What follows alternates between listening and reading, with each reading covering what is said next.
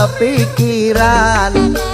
so kapan bisa ngincipi jam lemu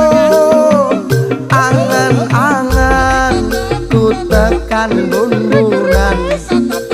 iso tapangan sadurunge turu kaya wong sing matang dalem